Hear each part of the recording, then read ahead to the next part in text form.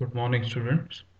I'm sure you must have watched the video which I sent uh, concerning Lost Spring, and you must have seen the PowerPoint presentation which had the details of characters, theme, sub-theme, and characters in this chapter like Saheb Alam and Mukesh.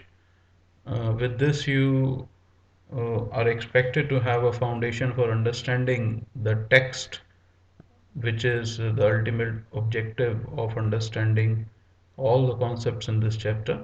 So today we'll start with the textual explanation of Lost Spring, stories of stolen childhood.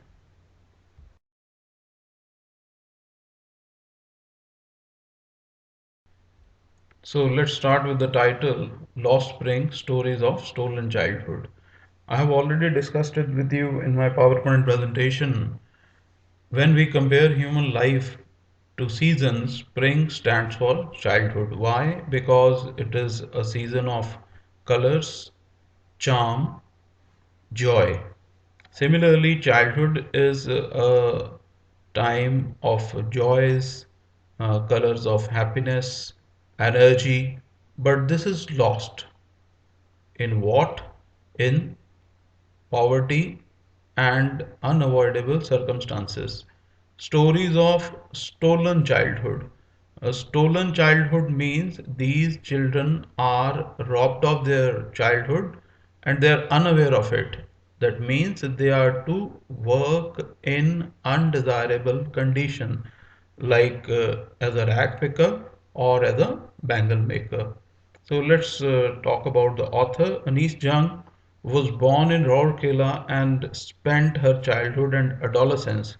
Adolescence is a period of teenage, between 13 to 19.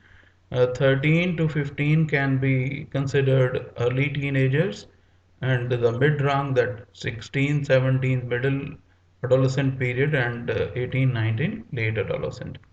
In Hyderabad, she received her education. This word can also be pronounced as education in Hyderabad and in the United States of America. Her parents were both writers. Anis Jung began her career. So this word is pronounced as career and not career uh, or career as a writer in India. She has been an editor and columnist, means she wrote a particular column for a particular newspaper, like Khushwant Singh was a columnist for major newspapers in India and abroad. She has authored, authored means written, several books. So she is a prolific writer.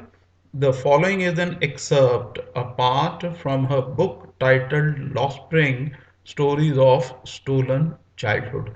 Titles of books are italicized as it's slightly tilted, and titles of essays are generally in inverted commas. Here she analyzes the grinding poverty. We have discussed it earlier also. Grinding poverty is, this is metaphoric expression. When something is ground, its basic existence is lost. So here poverty grinds what? Aspiration, desires, and childhood, and traditions which condemn these children to a life of exploitation. Traditions, beliefs which are followed over a period of time, as here in the story, Mukesh's grandmother says, "Can God-given lineage be broken?" So this is their tradition that the one who is born in the bangle maker's family will be a bangle maker, which condemn, which curse these children to a life of exploitation. Exploitation means where they are not given equal opportunities, they are exploited emotionally and physically, means they are given a kind of emotional torture when they are forced to work, they are given a physical torture when they work in uninhabitable conditions. So, notice these expressions in the text and infer, find, or conclude their meaning from the context. So words have a contextual meaning. Okay, looking for means trying to find, slog their daylight hours, work hard, facing many difficulties during the day, roof over their head, shelter over their head, perpetual state of poverty, permanent state of poverty. It means their past, present, and future all are the same, means they are poor all the time.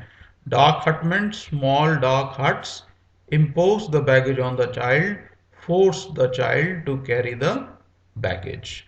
So sometimes I find a rupee in the garbage. That means sometimes I find something valuable in the garbage. It can also have a literal meaning. Why do you do this? I ask Saheb, whom I encounter. Encounter means to come across, to meet. Every morning, scrounging for gold. Scrounging means trying hard for something of no nominal value, mean little value. So what are they scrowning for here? A plastic bottle, okay, or something of iron which they could sell and earn money for gold. And this nominal has been considered gold by the author in order to highlight their state of poverty and misery. In the garbage dumps where garbage is collected, that is dump of garbage of my neighborhood, of my nearby area, Sahib left his home long ago, means much time before, set amidst. Amidst means in the middle of the green fields of Dhaka, as his home is, Dhaka is in Bangladesh. His home is not even a distant memory. Distant memory, memory means in some long past time, long back in past, there were many storms that swept away their fields and homes. Mean their fields and homes were destroyed. His mother tells him, this is what his mother has told him.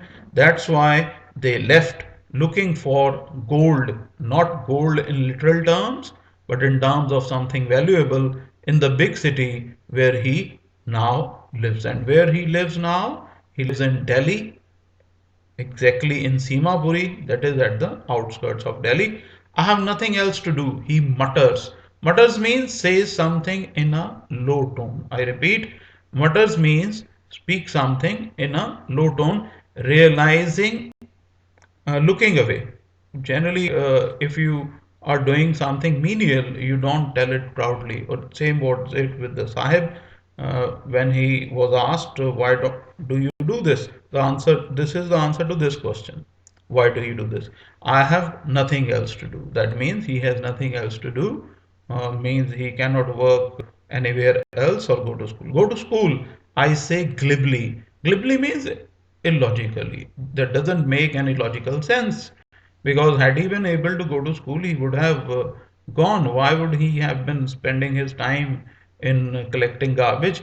Realizing immediately. Immediately means at once. So this word is pronounced as immediately and not immediately. How hollow means how meaningless here.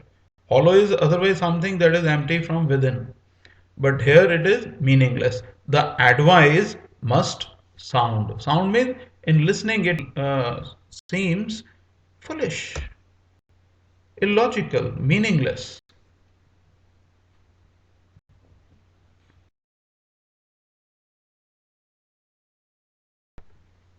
So let's continue. Then Sahib answers, there is no school in my neighborhood. When they build one, I'll go.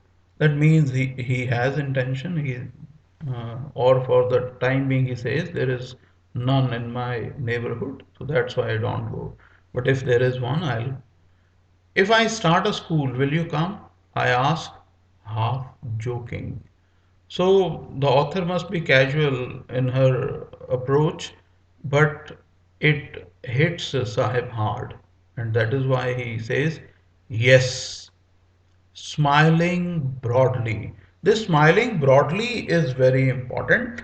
It other literally means giving a wide smile, and its metaphoric and hidden meaning is that there was an intention of going to school, that grinding poverty could not grind this wish of going to school.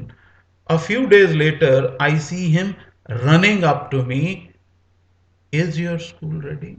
So, here let's see the situation in totality. When he was asked if the author starts a school, will he come? His immediate answer was yes. And then there was a broad smile. And when, after a couple of days, he notices the author, what does he do? He runs to her. And his first question is your school ready? So that means all those days he has been thinking of the school only. And as soon as he notices the author, he asks this question, is your school ready? It takes longer to build a school. I say embarrassed means she was uncomfortable due to shame at having made a promise that was not meant. That means that was not intended. You say something, you don't it. You don't do it. That means you didn't mean it. You say to somebody, I promise you that I'll help you. But you don't help. That means you didn't mean that you will help the person. But promises like mine abound in every corner of his bleak world. Means such promises are abound, means are in abundance in every part of his dark world. Bleak world here means dark world, having no hope. After months of knowing him, I asked him his name, Sahib Alam. He announces, means he says it loudly. He does not know what it means. If he knew its meaning, Lord of the universe, he would have a hard time believing it. So this can be an important question. What does his name mean, and why would he have hard time believing it? The answer to it is the meaning of his name is Lord of the universe. He would have hard time believing it that Lord of the universe is a rag picker. He won't be able to take it. Unaware of what his name represents, he roams, means moves aimlessly the streets with his friends, an army of barefoot boys who appear like morning birds, expressing freedom. Morning birds, comparison has been made to morning birds and to express the idea of freedom, and disappear at noon. Over the months, I have come to recognize, know each of them. Why aren't you wearing chappals? I asked one. My mother did not bring them down from the shelf, he answered simply. Even if she did, he will throw them off, adds another, who is wearing shoes that do not match. This again refers to their poverty. When I comment on it, he shuffles to change order, that is to shuffle his feet, and says nothing. I want shoes, says a third boy who has never owned a pair all his life.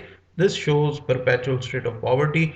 Traveling across the country, I have seen children walking barefoot in cities, on village road. It is not lack of money, but a tradition to say barefoot is one explanation. So this time in the board, there was this question: what explanation do children offer for not wearing shoes or for remaining barefoot? So the answer is they lie on the upper shelf, first point. Uh, okay, my mother did not bring them down from the shelf. First point, they lie on the upper shelf. Uh, then other boy says he doesn't like wearing shoes. Okay,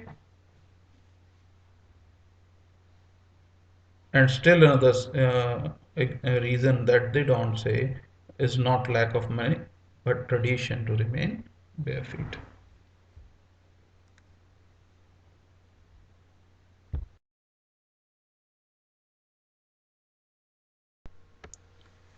The author is not satisfied with what these children were saying, because she believes that these were just excuses, or tradition uh, of remaining barefoot is just an excuse to explain away a permanent state of poverty. because she has seen them as barefoot only or wearing shoes which do not match. Now she relates a story from Udupi. When you divert from the major line of action, this is known as digression. You may be intending to bring some point home, means to convey something. I remember a story from Udupi. Once a man once told me. As a young boy, he would go to school after an old temple. Past means after an old temple where his father was a priest. He would stop there briefly, means for a moment, at the temple and pray for a pair of shoes. 30 years later, I, means the author, I visited his town and the temple, which was now drowned in an air of desolation. Drown is otherwise submerged. When some living being goes down water, it drowns. When a non-living object, it sinks. So this is the difference between sink and drown. So here it means there was loneliness in the village, drowned in an air of desolation, in the state of being wasted or forsaken, deserted place. In the backyard where lived the new priest, there were red and white plastic chairs. A young boy dressed in a grey uniform wearing socks and shoes arrived, panting means breathless. When you run fast, you pant means you breathe hard, and threw his school bag on a folding bed. Looking at the boy, I remembered the prayer another boy had made to the goddess. When he had finally got a pair of shoes, what did the boy say? Let me never lose them. O goddess, I don't lose these shoes ever. That means I always remain with shoes. Uh, the goddess had granted his prayer, means what happened? She accepted the prayer, said Amen. Young boys like the son of the priest now wore shoes, means the grace of the goddess reached the children even after 30 years. They were having shoes. But many others, like the rag pickers in my neighborhood, remain shoeless, were without shoes. So the author is, in a way, raising a question mark on the generosity of the goddess, which reached the children even after 30 years of uh, the prayer of the child. And now all children in Udupi had shoes. But why didn't her generosity reach these children of Simapuri? Was the goddess unaware of it? So this is the author's perspective.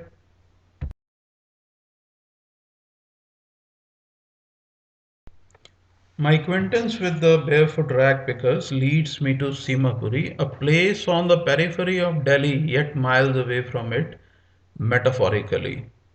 Acquaintance are the people whom you know. Here, the people are the rag pickers, as the author is further conveying, with the barefoot rag pickers. Leads me to Simapuri. As she knew them, she must have accompanied them to the place where they live. Here it was Simapuri, a place on the periphery of Delhi, means on the outside boundary of Delhi, yet miles away from it, metaphorically. So this statement is paradoxical. Paradoxical is a statement where two opposite statements are brought together, which at a surface level look illogical, irrational, but have a deeper meaning. The example, Simapuri, a place on the periphery of Delhi, yet miles away from it, metaphorically. So how can I say that police DAV is at the periphery of Jalandhar, yet miles away from it? So if I'm saying it, I have some intended meaning behind it. So here the intended meaning was Delhi has all the amenities, the hospital, the sewage system, well architectured houses, but Simapuri has none of these attributes, qualities. So those who live here are squatters. Squatters, otherwise, are those who occupy building uh, without permission. So they must have been staying here without permission in Simapuri, who came from Bangladesh back in 1971. Uh, if we talk of today, 49 years back when the chapter was written, 2005, or even earlier, it was around 33 or 30 plus here. So Saheb's family is among them. Simapuri was then a wilderness, mean 30 years back it was a wilderness. It still is, nothing has changed over the period of 3 decades, but it is no longer empty. That means empty, otherwise we use for containers. For places we use vacant. In structures of mud, means these houses of mud with roofs of tin or tarpaulin. So tarpaulin is a heavy waterproof sheet devoid of sewage, having no sewage. So the word is sewage and not sewerage or sewerage. Drainage or running water live 10,000 rack figures, means there are 10,000 breathing lives. They have lived here for more than 30 years. This is what I was telling you. Without an identity, without permits, legal permission, but with ration cards that get their names on voter list. Ration cards are the cards which earlier were used as identity of residence or a residential address, and ration like pulses, rice, sugar, etc. was given on controlled prices that get their names on voter lists and enable them to buy grain. Grain can be pulses, wheat, etc. Food is more important for survival than identity, obviously. That food is your first necessity.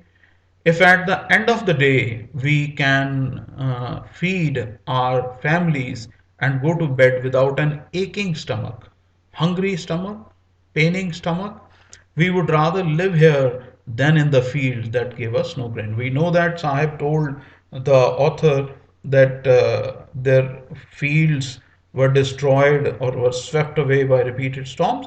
So, as their fields were destroyed, they were not giving them any grain. So, that is why they shifted to Simapuri. So, it is better to live here even if they don't have any identity, because at least they get here food. Say a group of women. So, this word is pronounced as women when it is a plural, and woman when it is a singular. It's not woman or woman. In tattered saris, okay, that means in racks, fine, torn here and there. When I asked them why they left their beautiful land of green fields and rivers, wherever they find food, they pitch, they fix their tents that become their transit homes, their temporary homes. Children grow up in them becoming partners in survival. So, how are children partners in survival? Because children also help them in earning their livelihood, that is, food, clothing, and shelter. How? Because they too are rag pickers like their parents. And survival in Simapuri means rag picking. This is what I was talking about. So, if survival means rag picking, that means both children and parents are involved in it. So, through the years, it has acquired the proportion of fine art. So, this is highly striking. So, how something that is an eyesore to us can be beautifying to them, because their life is so miserable that even an eyesore, a damaged painting, is a beautifying one. So they, if they come across any damaged piece of art or a damaged painting, they bring it and decorate their hut with it. So that way, garbage has acquired the proportion of fine art. Garbage to them is gold. We have talked about it. Anything valuable of nominal value, even if they find it in garbage, to them it is as valuable as gold. It is their daily bread. It doesn't mean that they eat garbage.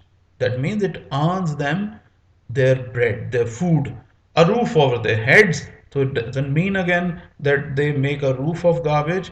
It means that it earns them their roof. They buy tin or tarpaulin selling whatever valuable, a a plastic bottle or something of iron in garbage, and with that money they buy a tarpaulin sheet or tin, even if it is a leaking roof, even if it is a weak roof, but it gives them roof.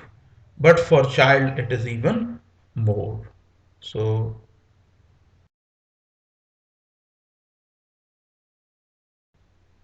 what is it for a child? So let's see. I sometimes find a rupee, even a 10 rupee note. So Sahib says, his eyes lighting up, shining. So to him, who is looking for something of nominal value, say plastic sheet or uh, tin or something of iron in the garbage, and if all of a sudden he finds a rupee, a coin, or a 10 rupee note, it is something very pleasant. When you can find a silver coin in a heap of garbage, you don't stop scrowning. You keep looking for more, for there is hope of finding more. It seems that for children, garbage has different meaning from what it means to the parent. For the children, it is wrapped in wonder. Why? So it's again a metaphoric expression. Wrapped in wonder. What is wrapped in wonder? A gift. So garbage has been called a gift because in a gift which is wrapped, you don't know what is inside it, and when you open, you get something you didn't expect but you always wanted. It is wonderful. So that way, gift is a wrapped in wonder. So here, garbage is a wrapped in wonder. For the elder, it's a means of survival. It gives them food, clothing, and shelter. So it's an important question. What does garbage mean to a child, and what it means to a parent? So for a child, it is a wrapped in wonder, and for parent, it is means of survival. You can further expand on it because a child sometimes gets a coin or a 10 rupee note in it, and the parent uh, it earns food, clothing, and shelter for them.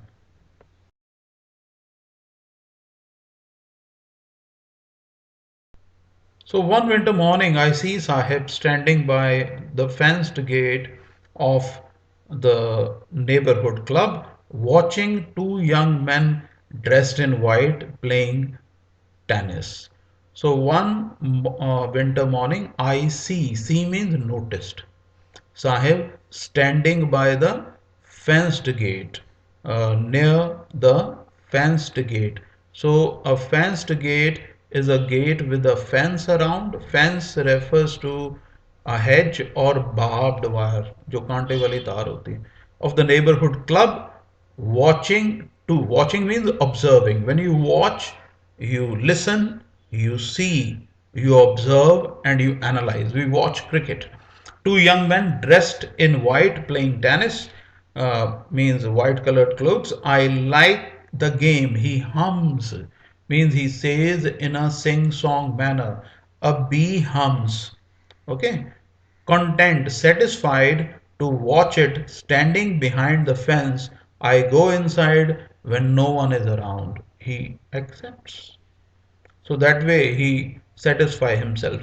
So what is he doing? He's actually identifying with the player and seeing them playing, he feels as if he himself is playing. So that way he gratifies his desire. This is what happens when we watch movies. We identify with characters. Fine. Their feelings become our feelings. With their joy, we are joyous. With their sadness, we are sad. Okay, so that way he was getting the sense of satisfaction by watching them playing. I go inside when no one is around, he admits. The gatekeeper lets me, allows me use the swing.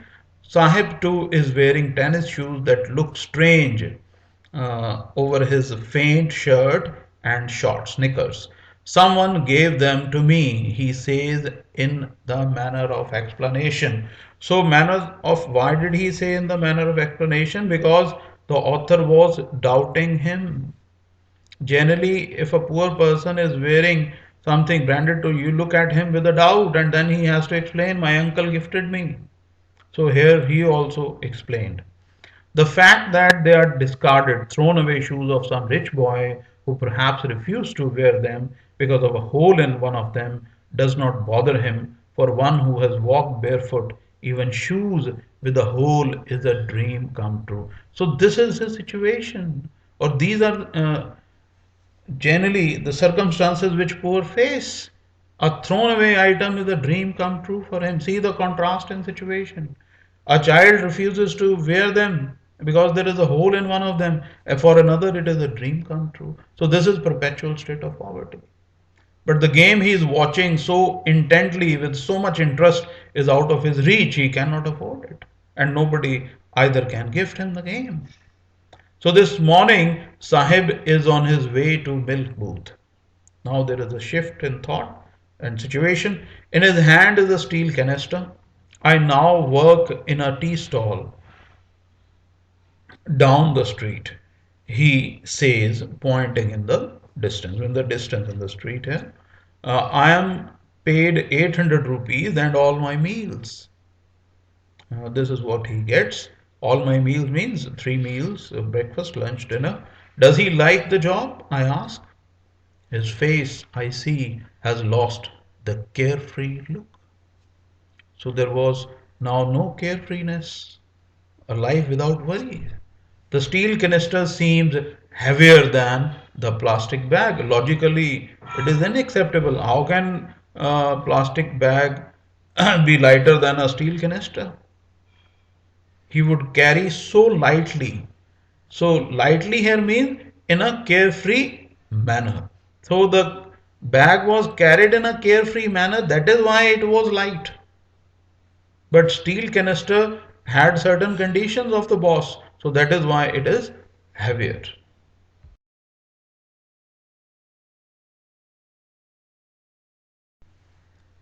Over his shoulder, the bag was his. That means he was the owner of the bag. And it further means he could put it down whenever he liked. He could pick up whenever he liked. He could make it lighter. The canister belongs to the man who owns the tea shop. So the canister, the can in which there was tea, it belonged to the owner of the tea shop. So it didn't belong to Sahib. Sahib is no longer his own master. Means he was no longer his own boss. If you are your own boss, you can do what you like when you like, and you can stop doing it according to your choice. But it was not so with Sahib now. Although he was getting 800 rupees and three meals, he was no longer his own master. That is why he was not happy working at the tea stall. Okay. So this was the first part. You can go through it in detail. Fine. I'll be sending you an assignment. Fine. That you are to attempt. Thank you.